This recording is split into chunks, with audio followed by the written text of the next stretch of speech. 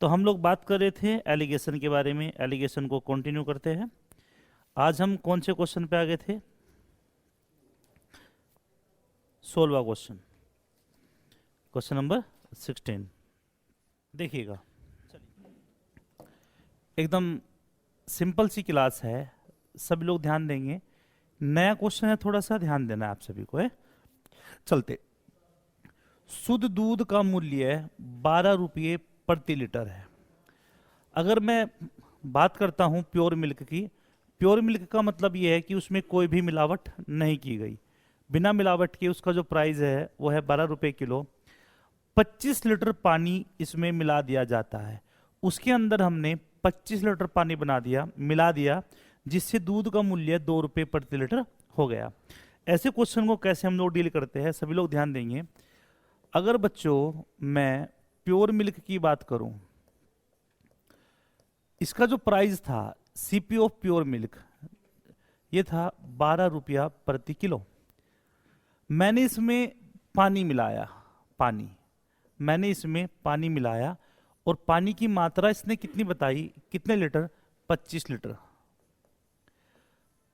सामान्यतः एक सामान्य केस में अगर आप देखते हो, कभी भी पानी, अगर मान के चलो मैं घर से दूध लेके चला और मैं दूध का व्यापारी हूं और रास्ते में मैं उसमें पानी की मिलावट करता हूं, नॉर्मल केस में कभी भी पानी के लिए हमें कोई पेमेंट नहीं देना होता, तो पानी उस केस में हमारे लिए क्या काम करेगा?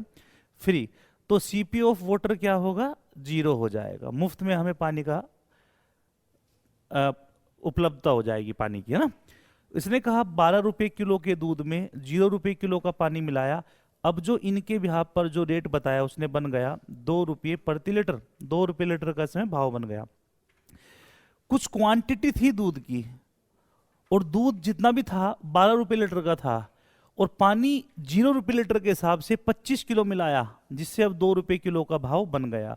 एलिगेशन लगाएंगे बेटा, कितना आएगा? 2, कितना आएगा? 10।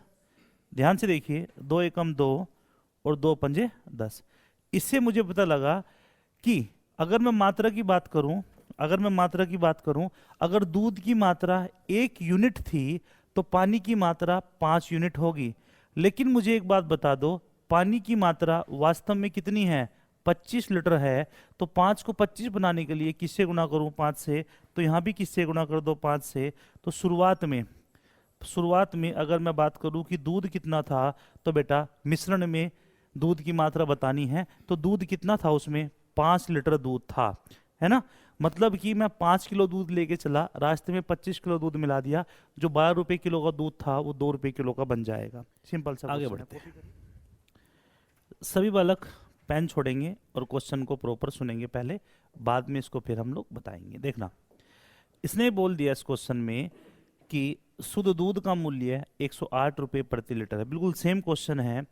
अगर मैं प्योर मिल्क की बात करूं, प्योर मिल्क का मतलब शुद्ध दूध की बात करूं, शुद्ध दूध जो है वो 108 रुपये प्रति लीटर है। मतलब प्योर मिल्क का जो प्राइस है 108 रुपये प्रति लीटर है। 5 लीटर पानी इसमें मिलाया जाता है। इसमें हमने पानी मिलाया, क्या मिलाया? वाटर मिलाया, और वाटर की मात्रा भी कितनी बताई? कि 5 लीटर। कितनी बताई? 5 लीटर। मुझे एक बात बताओ, पानी का भाव कितना होगा? 0, जिससे दूध का मूल्य अब 90 रुपये प्रति लीटर हो गया। हुआ क्या, अब ये 108 वाला दूध जब पानी मिलाया 5 किलो, तो कितने रुपये लीटर हो गया? 90। एलिगेशन लगाऊंगा बच्चों, तो कितना आएगा? 90, कितना आएगा? 18। 18 से एक बार, 18 से 5 बार। मुझे स्पष्ट हो गई बातें, मुझे एकदम क्लियर हो गई बातें। कहीं ना कहीं अगर हम पानी की बात करें, अगर हम किसकी बात करें? पानी की बात करें, अगर पानी 1 भाग होगा तो दूध कितने भाग हो गए? 5 भाग। लेकिन पानी वास्तव में कितना है? 5 लीटर है। तो 1 को 5 बनाने के लिए किससे गुणा करूंगा? 5 से। और यहाँ भी किससे गुणा हो जाएगी? 5 से। 5 गुणा 5 कितना आएगा? 25 लीटर। तो मिश्रण में दूध कितना था? 25 लीटर दूध उसके अंदर है। ये आपका आंसर हो जाएगा। इसने कहा शुद्ध दूध का मूल्य 3.5 रुपये प्रति लीटर है। मतलब price of pure milk is ₹3.50। इसने कहा था दूध की मात्रा 40 लीटर है। इसकी क्वांटिटी कितनी बताई? 40 लीटर। ठीक। इसने कहा पानी की कितनी मात्रा मिलाए कि मिश्रण जो है वो 2 रुपये लीटर का हो जाए। पानी का दाम कितना होता है? 0। और मिश्रण जो है वो क्या भाव बताया? 2 रुपये लीटर। तो एलिगेशन लगा लो, आपका हो जाएगा। अगर दूध आपका 4 ये रेशियो में था तो पानी 3, लेकिन दूध कितना है 40 लीटर, तो पानी कितना होगा 30 लीटर। पहले क्वेश्चन की तरह है, कोई इसमें दिक्कत आपको नहीं आनी चाहिए, क्वेश्चन आपका हो जाता है। ये क्वेश्चन आप 2 चैप्टर्स में देखोगे, एक एवरेज में, दूसरा आपका एलिगेशन में। ठीक, बहुत ही बढ़िया क्वेश्चन है, बॉलिंग एवरेज के ऊपर है। अब देखिएगा, एक गेंदबाज का गेंदबाजी का औसत 12.4 रन प्रति विकेट था। एक बॉलर है, उसका जो ओल्ड एवरेज था, क्या था बेटा, ओल्ड एवरेज, मतलब कि पुराना जो औसत था वो था 12.4 रन पर विकेट, है ना, प्रति विकेट, पर विकेट 12.4 रन पर विकेट था। अगले मैच में उसने 26 रन देकर 5 विकेट लिए। एक लास्ट मैच हुआ उसका, लास्ट मैच हुआ, पेन छोड़ के पूरी बात सुनिएगा। लास्ट मैच हुआ, लास्ट मैच से पहले जितने भी मैच खेले उनका ओवरऑल जो निकल के आया, उसको हम ये कह सकते हैं कि 12.4 रन देके 1 विकेट लेता है। अगले मैच में उसने बोला कि 26 रन देकर 5 विकेट, मतलब कि विकेट कितने हैं 5 और रन कितने हैं 26, तो पर विकेट अगर मैं औसत निकालूं 26 रन 5, 5 पंजे 25, 5 दूना 10, मतलब कि इतने रन पर विकेट कह सकता हूं कि नहीं। अंतिम मैच में 5.2 रन प्रति विकेट हो सकता है भाई, औसत निकलता है। देखो 2 तरीके की बातें होती है, एक बैटिंग का एवरेज, जो व्यक्ति जितने ज्यादा रन बनाएगा उसका उतना अच्छा औसत होगा। इसी के रेसिप्रोकल उल्टा मैं बात करूं बॉलिंग की, बॉलिंग में क्या होता है एक बॉलर जितनी ज्यादा विकेट लेगा और जितने कम रन देगा, बात समझिए, विकेट तो ले ले मैक्स टू मैक्स, जितने अधिक से अधिक विकेट ले सकता है उतने विकेट ले ले, लेकिन रन कम से कम दे। एक उदाहरण समझो, एक बॉलर ने 10 ओवर फेंके और रन तो दे दिए 200 उसने, और विकेट लिया नहीं एक भी, तो खराब है कि अच्छा है, खराब बॉलर है। अगर एक बॉलर ने 10 ओवर फेंके, रन दिए 10, विकेट ले लिए 5, अच्छा बॉलर होगा कि नहीं। बॉलिंग में उल्टा होता है, बॉलिंग में, इस पॉइंट को आप नोट कर लेना बाद में, बॉलिंग में उल्टा होता है, जितना कम औसत होगा उतना ही बेहतर बॉलर होगा। पहले वो लेता था 12.4 रन देके 1 विकेट, लिखा हुआ है एक गेंदबाज का गेंदबाजी का औसत 12.4 रन प्रति विकेट था, पहले 12.4 रन देके 1 विकेट लेता था, लेकिन अगले मैच में 26 रन देकर 5 विकेट लिए। इसका मतलब 5.2 रन प्रति विकेट का औसत आया, 5.2 रन देके 1 विकेट, 5.2 रन देके 1 विकेट, 5.2 रन देके औसत आया निकल के। ये हो सकता है लगातार ले लिए उसने 5 विकेट, हो सकता है 3 विकेट लगातार लिए हो, लेकिन औसत देखा जाए तो 25 रन दिए और 5 विकेट लिए। जब निकल के आएगी तो बातें निकल के आएगी कि एवरेज जो लास्ट मैच का है, जो लास्ट मैच का है वो है 5.2 रन पर विकेट। अंतिम मैच का एवरेज कितना है 5.2 रन पर विकेट। क्या मेरी बात समझ में आ रही है आपको? अंतिम मैच का कितना औसत है 5.2 रन प्रति विकेट, जिससे बॉलिंग औसत 0.4 बेहतर हो गया। मतलब जब इन दोनों को मर्ज किया गया ना, जब इन दोनों को मर्ज किया गया, उसने कहा अब जो औसत बना मर्ज होके, मिक्स होके, ओवरऑल जो बना, मतलब कि पहला औसत आज तक की पारियों का और आज का औसत दोनों को मिलाया, तो मुझे पाया कि औसत 0.4 रन प्रति विकेट बेहतर हो गया। पहले कितना था 12.4, अब 0.4 बेहतर हुआ। बेहतर होना, इंप्रूव होना, अच्छा होना, ये सब किसको दर्शाते हैं? कम होने को। बॉलिंग में अगर एवरेज कम होगा तो अच्छे को रिप्रेजेंट करेंगे। तो बेटा 0.4 बेहतर हो गया तो कितना हो गया औसत?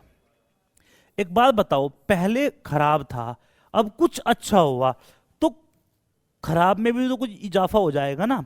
देखो एलिगेशन लगाओ, 12 में से 5.2 गए 6.8, अनुपात कितना आएगा 0.4, पॉइंट से पॉइंट 4 एकम 4, 17 चौका 68। इससे बात क्लियर हुई कि पहले that will be known as quantity ratio. यहां पर क्वांटिटी रेशियो किसका आएगा? विकेट का। ध्यान रखना विकेट। अब आप सोचोगे सर क्यों लिखा? बेटा हम क्वांटिटी रेशियो लेते हैं जिसकी रेस्पेक्ट की बात होती है। यहां पर किसकी रेस्पेक्ट पे निकल रहा है एवरेज? विकेट की। तो ये किसका रेशियो है? विकेट का रेशियो। क्वांटिटी रेशियो किसका है? विकेट का। लास्ट मैच में कितने विकेट लिए थे उसने? 5। अगर पुराने मैचों में 17 विकेट लिए होंगे ना, तो लास्ट वाले मैच में कितने विकेट लिए होंगे? 5। इसका मतलब अगर उसने लास्ट में 5 लिए होंगे, 5 लिए होंगे, तो यहां कितने लिए होंगे? 85।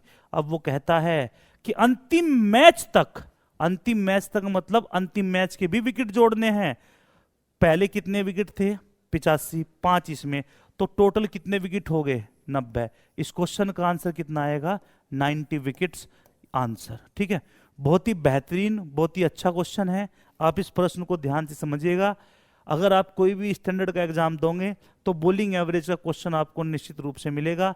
अगर आप इसको एवरेज वाले कॉन्सेप्ट से बनाओगे, एक पेज का बनेगा और दिक्कत करेगा, यहाँ ये आसानी से हो जाएगा।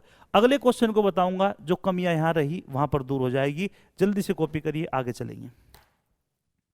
चलिएगा आगे चलते हैं अगले प्रश्न की तरफ से। देखते हैं कि इसमें हम कैसे इस पे वर्क करेंगे।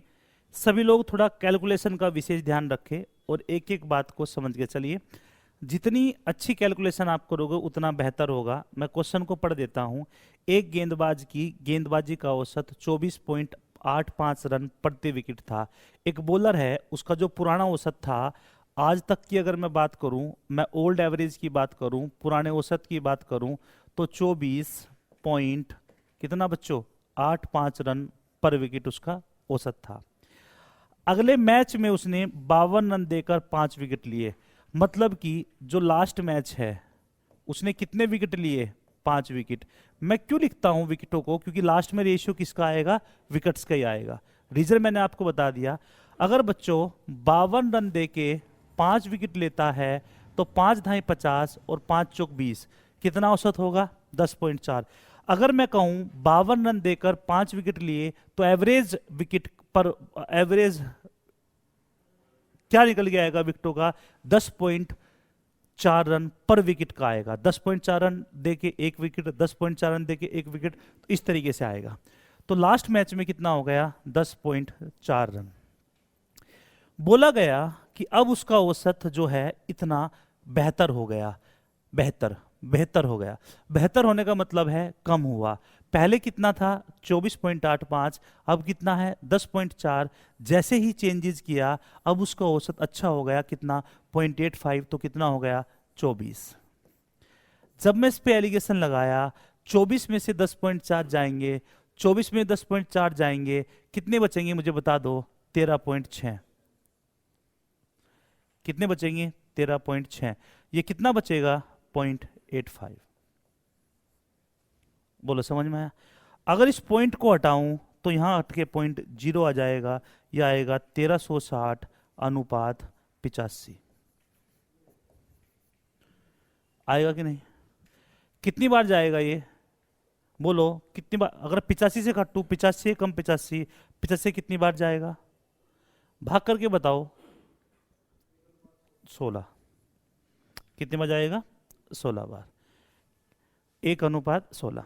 अब उसने कहा, अब मैं क्या देखता हूं, अगर लास्ट मैच में एक विकेट लिया होगा तो पहले कितने विकेट ले रखे होंगे? 16। लेकिन मेरे को पता है कि उसने लास्ट मैच में कितने विकेट लिए? 5। तो एक को 5 बनाने हेतु किससे गुणा करनी पड़ेगी? 5 से। तो यहां भी 5 से गुणा करूंगा। 16 पंजे कितना आएगा?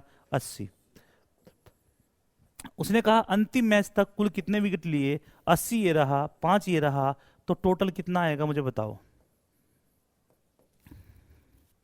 कितना आएगा? 85। लास्ट मैच तक कितने विकेट लिए उसने? 85। आगे देखते हैं। तो गेंदबाजी में जो विकेट वाले क्वेश्चन आते हैं वो इस तरह से होते हैं। आप इनको थोड़ा सा, एक दो क्वेश्चन आपकी बुक्स में मिल जाएंगे, वहां से प्रैक्टिस कर लेना। ठीक है, ये यहां तक 20वां क्वेश्चन हो जाता है। आगे बढ़ते हैं अगले क्वेश्चन की ओर, देखते हैं उनमें क्या मिलेगा आपको।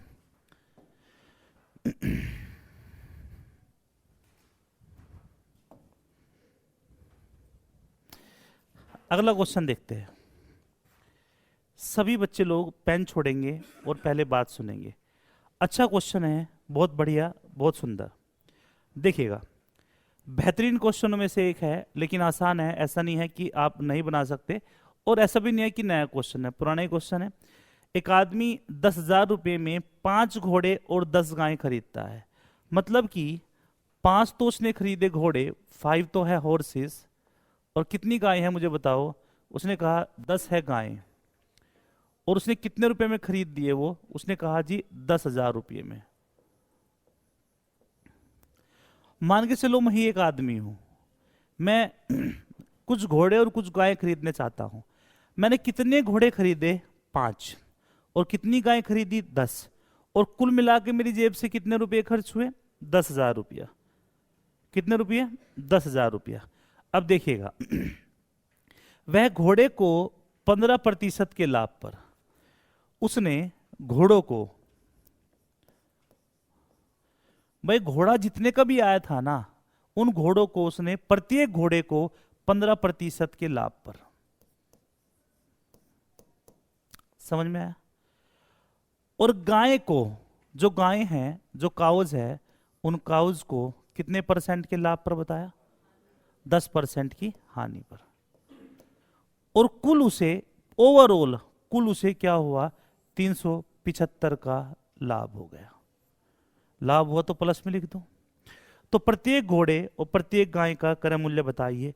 किसी का पूछ सकता है, एक घोड़े का पूछ सकता है, एक गाय का पूछ सकता है। जब मैं कल या परसों आपको बताई होगी ये बातें, मतलब पहली क्लास में बताई होगी, ऐसे क्वेश्चन में एक बात तो निश्चित है, या तो परसेंटेज परसेंटेज परसेंटेज में ले लो, या रुपये रुपये रुपये में ले लो।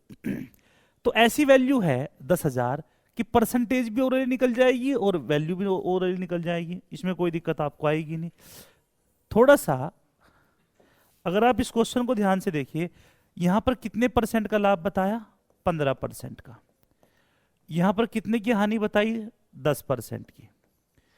अगर बच्चों आप मेरी बात से सहमत होंगे तो एक बात समझिएगा, 15% 10,000 कितना होगा? 1500। इतना परसेंटेज तो निकाल ही सकते हो। 10,000 का 10% कितना होगा? 1,000। यहां लॉस है 1,000 रुपए का, यहां प्रॉफिट है 1,500 रुपए का, और कुल पर 375 का लाभ अर्जित करता है। मतलब ओवरऑल 375 का उसको प्रॉफिट होता है। ध्यान से मेरी बात सुनिए। अब देखिए, एक वैल्यू तो इससे बड़ी है, ये इससे छोटी है, माइनस में है। इसमें से इसको घटाऊंगा, 375 माइनस 1,000 माइनस के, तो माइनस माइनस प्लस कितना आएगा? 1375। अनुपात 1500 में से 1375 घटाऊंगा, कितना आएगा? 1125। क्या बच्चों में इसको कैंसिल कर सकता हूं? कितनी बार जाएगा? 25 से काटिए फटाफट। 11 अनुपात 9। अगर घोड़े 11 रुपये के आए तो गाय कितने की आई होगी? लाभ और हानि किस पर काउंट होता है? सीपी पर। तो कुल मिला के कितने के आए? 20 के। लेकिन आए कितने के? 10,000 के। किससे गुणा कर दूं? 500 से। किसका पूछा उसने? घोड़ों का। तो घोड़ों को भी 500 से गुणा कर दो। तो घोड़े कितने रुपए के आए? 5500 के। और गाय कितने की आई? 4500 की। यहां पर भी मतभेद है थोड़ा सा। आप देखिए, उसने क्या कहा? प्रत्येक घोड़े का क्रय मूल्य है। मेरे बच्चों मुझे एक बात बता दो, बस मुझे एक बात बता दो, 5500 रुपए के कितने घोड़े आए? 5 घोड़े। मतलब 5 हॉर्सेस कितने के हैं? 5500 के हैं। तो मुझे बताओ एक हॉर्स कितने का आया होगा? 1100 रुपए। इस क्वेश्चन का ये आंसर है। समझ में आ गया? देखिएगा, अच्छा एक चीज और भी है।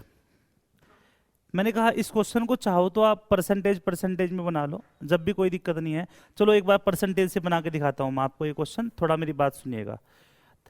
आप लोग बाध्य नहीं हो कि आपको इसको रुपयों में ही कन्वर्ट करना है। जो आपको अच्छा लगे आप उससे कन्वर्ट कर लो। देखो बेटा, इसको इधर देखिए एक बार। यहां पर बात होगी हॉर्सेस की, यहां पर बात होगी गाय की। उसने घोड़ों को कितने प्रतिशत के लाभ पर? 15% के लाभ पर। और उसने गाय को 10% के नुकसान पर, और ओवरऑल उसको कितने का लाभ हुआ, प्रॉफिट हुआ 375 का, 375 का। भाई 375 का लाभ हुआ किस पे, 10,000 पे। ओवरऑल तो यही है ना, ओवरऑल तो यही है 10,000 पे। जब मैं परसेंटेज निकालूंगा, परसेंटेज निकालने के लिए मैं किससे गुणा करूंगा मुझे बताओ। 0 0 0 0 कट जाएगा, कितना आएगा 3.75, 3.75%। बोलो आएगा कि नहीं। अब आप इस पे एलिगेशन लगा लो आराम से। भाई ये बड़ा ये छोटा, तो माइनस माइनस प्लस हो जाएगा 13.75 अनुपात, इसमें से घटाऊंगा 11.25, क्या पहले वाली वैल्यू आ गई। तो देखो इस पे कोई इफेक्ट नहीं पड़ता, आप इसको परसेंटेज में लेके चलो या रकम में लेके चलो, आंसर पे कोई इफेक्ट नहीं आएगा। डिपेंड करता है कि आप उस क्वेश्चन में कौन सी वैल्यू को जल्दी काउंट कर रहे हो। अगर आपको लगता है कि पैसे निकालना आसान है, पैसे से निकाल लो। आपको लगता है कि परसेंटेज निकालना आसान है, परसेंटेज से निकाल लो। निर्भर करता है आपके ऊपर ये बातें। चलिएगा जैसे कि मैं इस क्वेश्चन की बात करता हूं, सभी लोग ध्यान देंगे। 200 पेन और 100 पेंसिलों को 4200 रुपये में खरीदा गया। कितने पेन है, 200। पूरी बात सुनिएगा। 200 तो है पेन, पेन छोड़िए एक बार, पेंसिल भी छोड़िए। और कितनी पेंसिल है, 100 पेंसिल। कितने रुपये में लेके आया, 4200 रुपये में। क्वेश्चन को देख के नहीं डरना। उसने कहा प्रत्येक पेन को 20% के लाभ पर, और पेंसिल को 8% के लाभ पर, और कुल पर 420 का लाभ होता है। अब आप पर निर्भर करती है बात, आप इसको प्रतिशत में लेके चलो। डेटा कोई इतना टफ भी नहीं है कि आप परसेंटेज में कन्वर्ट करना चाहो कर लो, रुपए में कन्वर्ट चाहो कर लो। चलो यहां बात करेंगे, पेन छोड़ के मेरी बात सुनिए, पेन का। यहां पर मेरी बात सुनिए, किसकी बात होगी, पेंसिल की। परसेंटेज में कन्वर्ट कर लेते हैं, छोड़ो। पेन को कितने परसेंट के लाभ पर, 20%, प्लस का आएगा वैल्यू। पेंसिल को कितने परसेंट की हानि पर, 8%, माइनस का 8%। ओवरऑल उसको कितने परसेंट का, देखो ओवरऑल कितने का, 420 का लाभ हुआ। थोड़ा दिमाग लगाओ, 420 4200 का 10% होता है कि नहीं, वरना आप ऐसे लिखोगे 420 का लाभ हुआ किस पे, 4200 पे, प्रतिशत के लिए 100। तो देखो ध्यान से बेटा कितना आएगा, 10 बार, कितने परसेंट आएगा, 10%। अब मैं ये चाहता हूं कि इस स्टेज पे आके आप एक एक चीज ना लिख के करो। भाई 420 4200 का 10% ओरली दिखाई दे रहा है, इसको डायरेक्ट लिख दो, काम खत्म आपका। यहां पर जब मैं एलिगेशन लगाऊंगा, इसमें से घटाऊंगा माइनस के 8, तो कितना आएगा, 18। 20 में से घटाऊंगा 10, 10, 2 पंजे 10, 2 नम 18। अगर पेन 9 रुपये की आए तो पेंसिल 5 की, टोटल कितने की है, 14 की, लेकिन है कितनी, 4200 की। भाई किससे गुना करूं, 300 से। तो यहां 9 तिया 2700 के तो पेन आए, और 5 तिया 1500 की पेंसिल आई। देखो उसने कहा प्रत्येक पेन और पेंसिल की कीमत ज्ञात करिए, कि प्रत्येक पेन कितने का है। आपसे पूछा गया प्रत्येक पेन कितने का, प्रत्येक पेंसिल। मुझे बस एक बात का जवाब दे दो, ये जो 2700 रुपये में आए, क्या आए, पेन, और कितने पेन आए, 200। तो 200 पेन कितने रुपए के हैं, 2700 के। बोलो है कि नहीं। तो मुझे एक बात बता दो मेरे बच्चों, एक पेन कितने का आएगा, 13.5 का। एक पेन की कीमत कितनी आएगी, 13.5। वो पूछता है प्रत्येक पेंसिल, कितनी पेंसिल है, 100। मुझे बताओ 100 पेंसिल, 100 पेंसिल कितने की है, 1500 रुपए की। तो मुझे बता दो एक पेंसिल कितने की है, 15 की। ये आपके आंसर है। समझ में आ गई कि नहीं। सिंपल सी बात है, एक एक बात स्पष्ट है, आपको समझ में आना चाहिए। बिल्कुल आया होगा, आप इसको लिख लो। हो गया। अब आप इसको रुपयों में भी कन्वर्ट करके बता सकते हो, कोई दिक्कत नहीं है। परसेंटेज में भी कन्वर्ट करके कर सकते हो, तब भी कोई दिक्कत नहीं है। दोनों विकल्प सही है। आगे बढ़ते हैं।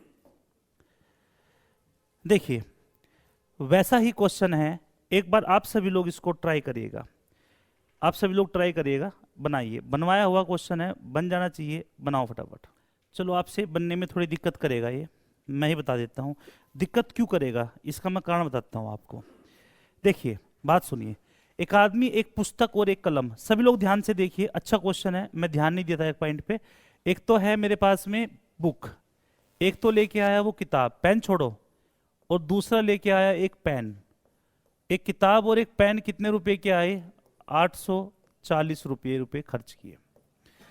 ये बोलता है कि उसने पुस्तक को, जो बुक है उसको कितने परसेंट के प्रॉफिट पे? 32%। इधर ध्यान दे लो, मैं जानता हूं आप कितने होशियार हो, इधर आ जाओ, काम आएगी बातें। और कलम को 25% के लाभ पर, मतलब पेन को भी 25% के लाभ पर बेच दिया, ठीक। और यहां पर वैल्यू आएगी 29 सही 1/6%।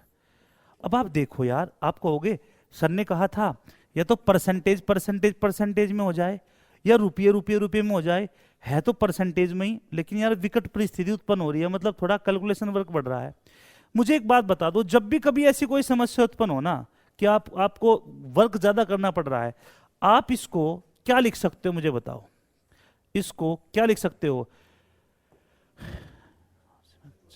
174 और एक 75, 175 नहीं, 175/6% लिख सकते हो क्या भाई? 29 सही 1/6, अगर यहाँ 30 होता, 30 सिक्का 180, 180 6 कम कर लो, 174 और एक 75, 175/6 हो जाएगा।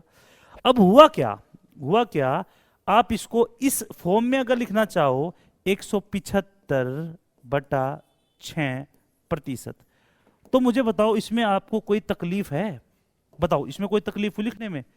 अब आप सोच रहे हो सर बड़ा कौन सा है इसमें, आप सोच रहे होंगे बड़ा कौन सा है छोटा कौन सा है, बड़े में छोटा घटेगा ना। हमेशा ध्यान रखना, ये बात आपको आने वाले समय में, ये बात आपको अभी थोड़ी देर में आने वाले समय में हर क्वेश्चनों में काम आएगी। जब भी कभी भिन्न दिखाई दे जाए, क्या दिखाई दे जाए? भिन्न, फ्रैक्शन दिखाई दे जाए, आंख बंद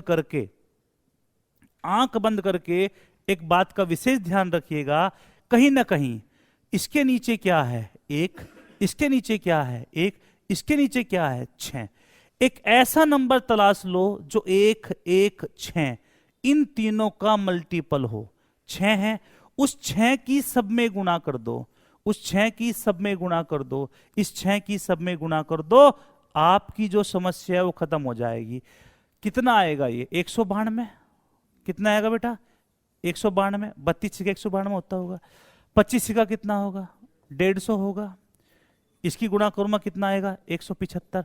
अब आपके लिए क्वेश्चन को बनाना आसान हो जाएगा कंपेयर टू कि आप पॉइंटों में क्वेश्चन को रखते। आप बस इस पे एलिगेशन लगा दो मेरे बच्चों, कितना आएगा बता दो एक बार। 25 कितना आएगा बोलो? 17। अगर किताब 25 रुपए की आई होगी तो पेन 17 का आया होगा। मुझे एक बात बताओ, दोनों मिलके कितने के आए होंगे? बोलो 42 के, लेकिन दोनों मिलके आए कितने? 840 के। किससे गुणा कर दूं? 20 से। तो पुस्तक का निकालना है, बुक को भी 20 से गुणा कर दो, 25 दूनी 50, तो कितना आंसर आएगा? 500। क्या आंसर बनेगा? 500। समझ में आया? एक नई बात मैंने आपको बताई, अगर कभी भिन्नों में आपको समस्या आ जाए तो आप इस तरीके से सोचेंगे, ज्यादा बेटर होगा, समय कम लगेगा, समस्याएं कम उत्पन्न होगी। कॉपी करिए फटाफट, आगे चलेंगे। अगले क्वेश्चन की तरफ चलते हैं। अब देखिए, जैसे ये क्वेश्चन है उसी तरह का बिल्कुल सेम क्वेश्चन है। 2 वस्तुओं का क्रय मूल्य 490 रुपये है। मतलब कि मैं लिख सकता हूं कि पहली वस्तु का क्रय और दूसरी वस्तु का क्रय कुल मिला के कितने रुपये है? 490 रुपये है। पहली वस्तु को 10% के लाभ पर। अच्छा, अब आपके ऊपर निर्भर करती है ये बातें, आप इसको प्रतिशत में कन्वर्ट कर लो या आप इसको रुपयों में कन्वर्ट कर लो। भाई 490 का 10% कितना होगा मुझे बता दो? 49 होगा कि नहीं? 490 का 15% निकालना है बस आपको। देखिए पहली वस्तु को कितने प्रतिशत के लाभ पर इसने बताया, मुझे बता दो एक बार। 10% के। एक सेकंड के रुकिए। अब देखिए, पहली वस्तु को कितने परसेंट के लाभ पे बताया? 10%। 10% क्या आप ओरली निकाल सकते हो इसका? अरे बोलो तो सही, कितना होगा? 49 रुपया हो जाएगा। अगर मैं दूसरी वस्तु के बारे में बात करूं, इसको 15% के लाभ पर बेचने की बात कही, लाभ पर कहा। मुझे एक बात बताओ, क्या आप 490 का 15% निकाल सकते हो? भाई बताओ तो, निकाल सकते हो कि नहीं? 10% कितना होगा? 49। 5% उसका भी आधा हो जाएगा। 49 का आधा कितना होगा? 24.5। तो 49 और 24.5 को जोड़ लो, कितने आएगी वैल्यू? फटाफट बताओ। अरे भगाइए उसको, बताओ कितनी वैल्यू आएगी? 73.5। और ओवरऑल कितना हुआ? 61.5 हुआ। अब आप इस पे एलिगेशन लगा लो। अगर मैं 73 बड़ा है, 61.5 छोटा है, 73 में से 61.5 घटाऊंगा, कितना बचेगा? बोलो बेटा। 8। 12। क्या मतलब तुम्हारी बुद्धि भ्रष्ट हो चुकी? 12। यहां पे बड़ा कौन है? 61.5। 61.5 में से 49 घटाऊंगा, कितना बचेगा? 12.5। अगर मैं, ध्यान से देखना, अगर मैं इस पॉइंट को हटाऊं तो यहां क्या आएगा? 0। आप इसको चाहो तो काट लो, चाहो छोड़ दो। 125 और 120 कितना हो जाएगा? 245। अगर एक वस्तु 120 की थी तो दूसरी वस्तु 125 की, कुल मिला कितना हो गया? 245 की। लेकिन दोनों वस्तु है कितने की? 490 की। किससे गुणा कर दूं? 2 से। तो दूसरी वस्तु का क्रय मूल्य, दूसरी वस्तु को 2 से गुणा कर दो, कितनी आएगी बच्चों? 250 आएगी। कितनी आएगी? 250। ये आपका आंसर है। ये तो मैंने आपको किस में कन्वर्ट करके बताया? रुपयों में। रुपयों को कन्वर्ट कर सकते हो, कोई दिक्कत नहीं है, परसेंटेज पढ़ रखा है। दूसरा विकल्प ये है, ये 10% है, ये 15% है। 61.5 रुपीज का लाभ हुआ किस पे? 490 पे। इसको भी परसेंटेज में आप निकाल सकते हो, ठीक है। चलिए, हो गया होगा ये क्वेश्चन आपका। आगे बढ़ते हैं।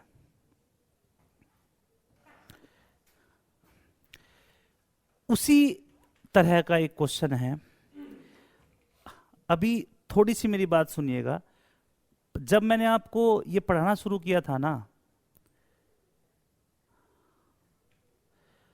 एलिगेशन, तो मैंने कहा था बेटा सिंपल इंटरेस्ट एक जगह से प्राप्त हुआ, सिंपल इंटरेस्ट दूसरी जगह से प्राप्त हुआ, ओवरऑल क्या होता है? Simple interest. और रेशियो किसका आता है? प्रिंसिपल का। किसका आता है? प्रिंसिपल का। देखिए, अगर मैं न भी बताऊं तब भी काम चल जाएगा, लेकिन ध्यान रखना, बेटर होगा अगर आप चीजों को समझे।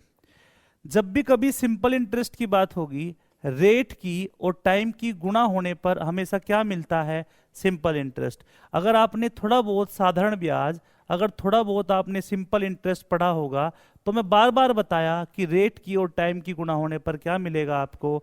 Simple interest. बोलो, बताया कि नहीं? अब यहां पर देखिएगा, अब मैं ये चीज मैंने बता रखी है आपको। इसने कहा एक व्यक्ति एसबीआई तथा एचडीएफसी बैंक में 10,000 रुपये निवेश किया। मान लो मैं ही एक व्यक्ति हूं और मैंने 10,000 रुपये 2 बैंकों में निवेश किया। एचडीएफसी में बैंक की दर 10% है और एसबीआई में बैंक की दर 20% है। और 1 साल 9 महीने के बाद कुल 2100 रुपये ब्याज के रूप में प्राप्त होते हैं। कितने साल कितने महीने बाद? 1 साल 9 महीने बाद। बेटा तो एक काम करो भाई, 1 साल 9 महीने में 2100 रुपये प्राप्त हुए, या तो आप 1 साल 9 महीने का मतलब होता है कितने महीने? 21 महीने में 2 तरीके हैं, 2 तरीके हैं, दोनों तरीके ठीक है, किस से काउंट कर लो मुझे बताओ। उसने कहा 1 साल और कितने महीने? 9 मंथ्स में कितने रुपये ब्याज के प्राप्त हुए मुझे बता दो। 2100 रुपये प्राप्त हुए कि नहीं? 1 साल में कितने महीने होते हैं? 12। 12 और 9 कितने होंगे? 21। मतलब 21 महीनों में कितना ब्याज मिला? 2100। मुझे बताओ एक महीने में कितना मिला होगा? 100 रुपया ब्याज का। अगर मैं एक साल का हिसाब निकालूं, कितने का? एक साल में, तो एक साल में कितने महीने होते हैं? 12 महीने। तो 12 महीने में कितना ब्याज मिलेगा? 1200 रुपये। ये बात ईमानदारी के साथ मैं आपको बताऊं, लिखने वाली थी ही नहीं, लिखने वाली थी ही नहीं। अब देखिए मेरी बात सुनिए। मैं सवाल को एक साल 9 महीने से खिसका के कहां ले आया? एक साल में। भाई अगर एक साल 9 महीने में 2100 रुपये मिल रहे, एक साल 9, मोटे मोटे दिमाग में करेंगे काउंट, एक साल में 12 महीने, 9 महीने और जोड़ दो, 12 और 9 कितने हो गए? 21। 21 महीने में 2100 रुपये, तो 12 महीने में कितने हो गए? 1200 रुपये। इसको लिखने की जरूरत थी क्या? नहीं थी, बिल्कुल नहीं थी। अब आप सुनिए, अब आप सुनिएगा, आप सुनिएगा। मैंने एसबीआई में पैसा लगाया और मैंने एचडीएफसी में पैसा लगाया, एचडीएफसी बैंक में, और कुल मिला के कितने रुपये मैंने इन्वेस्ट किए? 10,000 रुपया। कितना रुपया इन्वेस्ट किया? 10,000 रुपया। सभी लोग मेरी बात सुनेंगे। एसबीआई में जो रेट है और एचडीएफसी में जो रेट है वो अलग अलग बताया गया। एचडीएफसी में कितना रेट है? 10% का। सॉरी, एचडीएफसी में कितना है? 10% का। एचडीएफसी में 10% का। और बेटा एसबीआई में कितना है? 20% का। 20% प्रति ईयर का। पर ईयर में रेट तो यहां इतना, यहां इतना, और टाइम कितना है? प्रति साल। एक साल की बात कर रहा हूं मैं, 9 महीने हटा देता हूं ना, तो मुझे एक साल में कितने रुपए मिलते हैं बताओ? एक साल का इंटरेस्ट कितना मिला? एक साल का इंटरेस्ट, एक साल का इंटरेस्ट कितना मिला? 1200 रुपये। मुझे एक बात बताओ, 1200 रुपये 10,000 का कितने परसेंट होगा? 12% होगा कि नहीं होगा? वरना फिर आप क्या करते? आप 20 की गुणा भी करते, एक साल 9 महीने में 10 की गुणा भी करते, लंबा होता। लेकिन ये तो एकदम सिंपल हो गया, बस कुछ नहीं करना, गुणा भाग करो। 12 में से 10 जाएंगे 2, 20 में 12 जाएंगे 8, 2 चौक 8, 2 एकम 2। अगर उसने एसबीआई में 1 लगाया तो एचडीएफसी में 4, कुल कितने लगाए? 5। 5 की वैल्यू 10,000, तो ये कितनी आएगी? 2,000, और ये आएगी 8,000। आपका आंसर। एसबीआई में कितने लगाए थे उसने? 2,000 रुपये। क्या ये आंसर है? ये सबसे आसान और सरलतम तरीका है, ठीक है। अगर 9 महीने का भी लेके चलोगे तो यहाँ एक साल तो पूरा है ही, 9 महीने का मतलब होगा 9/12, 3 तिया 9, 3 चौक 12, 4 एकम 4, 3 7, 7/4 से गुणा करनी पड़ेगी 20% के साथ। 7/4 से गुणा करने की, यहाँ रेट इंटू टाइम की गुणा होगा, सिंपल इंटरेस्ट निकलेगा, फिर आप काउंट करोगे। मतलब ये थोड़ा सा आपके लिए डिस्टर्बिंग होगा। आप बेटर है कि आप उसको वार्षिक में कन्वर्ट कर लो, आप सीधा निकल जाएगा क्वेश्चन, ठीक है।